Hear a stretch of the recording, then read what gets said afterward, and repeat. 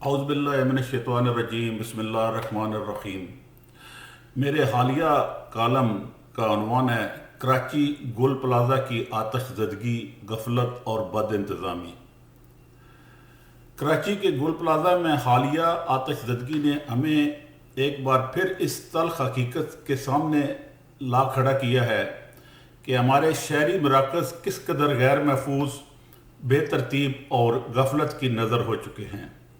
یہ واقعہ محض ایک عمارت کے جلنے کا ثانیہ نہیں، بلکہ انسانی جانوں، برسوں کی محنت سے کھڑے کیے گئے کاروبار، شہری اعتماد اور ریاستی نظم و ضبط کی اجتماعی ناکامی کا المناک اظہار ہے۔ شعلوں میں گری ہوئی دکانیں، دھوئیں سے اٹی راہداریاں، بدآواز لوگ اور تاخیر سے پہنچنے والی امدادی گاڑیاں، وہ سب مناظر ہمارے اجتماعی طرز فکر اور ناقص انتظامی ڈھانچے کی واضح تصویر پیش کرتے ہیں۔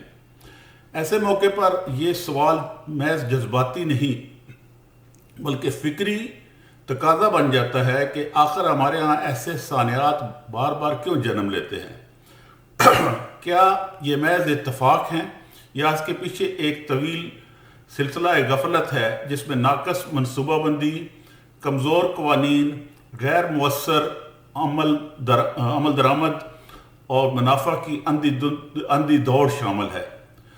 گل پلازہ کی آگ نے ایک مرتبہ پھر ثابت کر دیا کہ ہم حادثات کے بعد تو شور مچاتے ہیں مگر حادثات سے پہلے احتیاط کو کبھی قومی ترجیح نہیں بناتے۔ کراچی سمیت پاکستان کے بڑے شہروں میں بیشتر کمرشل عمارتیں فائر سیفٹی کے بنیادی تقاضوں سے محروم ہیں۔ پرانی اور غیر معیاری وائرنگ، بجلی کے غیر قانونی اور اوور لوڈ کنیکشن، بغیر اجازت کی گئی توسیعات، تنگ اور بند راستے، ہنگامی اخراج کے واضح راستوں کا فقدان اور فائر الارم سسٹم یا سپرنکلر سسٹم کی عدم موجودگی ایسے عوامل ہیں جو کسی بھی لمحے آگ کو قیامت میں بدل سکتے ہیں۔ مسئلہ یہ نہیں کہ قوانین موجود نہیں، اصل مسئلہ یہ ہے کہ قوانین کاغذوں سے آگے بڑھ کر زمین پر نظر نہیں آتے۔ انتظامی سطح پر ذمہ داریوں کا بوجھ ایک دوسرے پر ڈال دیا جاتا ہے۔ بلڈنگ کنٹرول اتھارٹیز کی منظوری اکثر رسمی کارروائی تک محدود رہتی ہے، باقاعدہ معائنہ نہ ہونے کے برابر ہے، اور فائر بریگیڈ کے محکمے وسائل کی کمی، پرانے آلات اور محدود افرادی قوت کے ساتھ کسی بڑے سانحے کا مقابلہ کرنے پر مجبور ہوتے ہیں۔ دوسری طرف کاروباری طبقہ بھی خود کو بری ذمہ نہیں ٹھہرا سکتا۔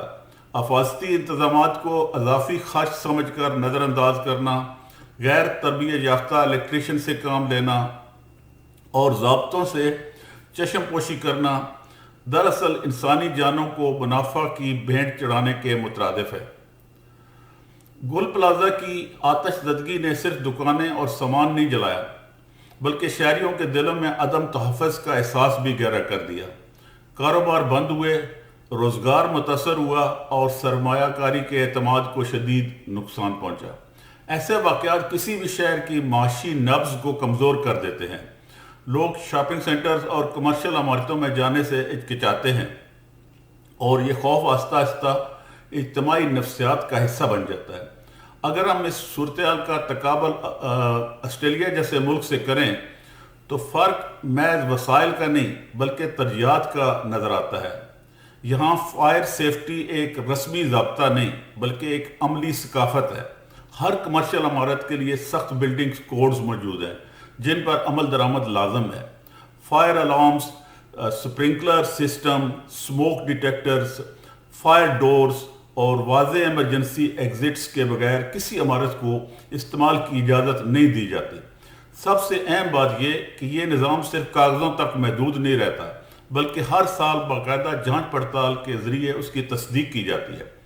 ہنگامی صورتحال میں رد عمل بھی اسی نظم و ضبط کی عکاسی کرتا ہے۔ آگ لگنے کی صورت میں خود کار نظام فوری طور پر الارم بجا دیتا ہے اور متعلقہ اداروں کو اطلاع مل جاتی ہے۔ فائر بریگیڈ کے تربیت یافتہ یونٹس جدید آلات کے ساتھ چند منٹوں پر موقع پر پہنچ جاتے ہیں۔ دفاتر، شاپنگ سینٹر اور رہائشی عمارتوں میں باقاعدہ فائر ڈرلز ہوتی ہیں، جس کے باعث شہری جانتے ہیں کہ ہنگامی حالت میں کیا کرنا ہے اور کہاں جانا ہے۔ یہی وجہ ہے کہ اکثر بڑے حادثات بڑے سوانح بننے سے قبل ہی قابو میں آ جاتے ہیں۔ چند برس قبل سڈنی کے کمرشل سینٹر میں رات گئے آگ بھڑکی، مگر خود کار سپرنکلر سسٹم نے ابتدائی لمحوں میں ہی آگ کو پھیلنے سے روک لیا۔ فائر بریگیڈ بر وقت پہنچ گئی، عمارت پہلے سے موجود ایمرجنسی پلان کے تحت خالی کرا لی گئی اور نتیجتاً کوئی جانی نقصان نہیں ہوا۔ مالی نقصان بھی محدود رہا اور اگلے دن کاروباری سرگرمیاں جزوی طور پر بحال ہو گئیں۔ یہ واقعہ اس بات کا عملی ثبوت ہے کہ درست منصوبہ بندی اور سنجیدہ عمل درآمد کس طرح تباہی کو معمولی واقعے میں بدل سکتا ہے۔ خواتین حضرات، پاکستان میں اگر ہم واقعی ایسے سانحات سے بچنا چاہتے ہیں تو محض بیانات اور انکوائری کمیٹیوں سے آگے بڑھنا ہوگا۔ حکومت کو بلڈنگ قوانین کو جدید بناتے ہوئے ان پر سختی سے عمل درآمد یقینی بنانا ہوگا۔ فائر بریگیڈ کے اداروں کو جدید وسائل اور تربیت فراہم کرنا ہوگی اور معائنہ کے نظام کو شفاف اور مسلسل بنانا ہوگا۔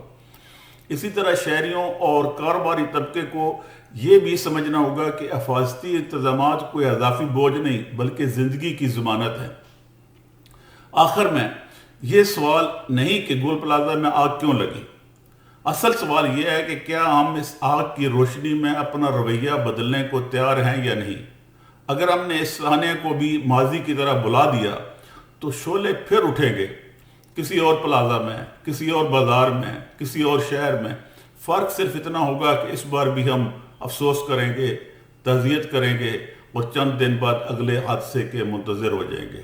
قومیں حادثات سے نہیں غفلت سے تباہ ہوتی ہیں، اور اگر ہم نے آج ہوش کے چراغ نہ جلائے تو کل یہ آگ صرف عمارتیں نہیں، ہمارا اجتماعی مستقبل بھی راکھ کر دے گی۔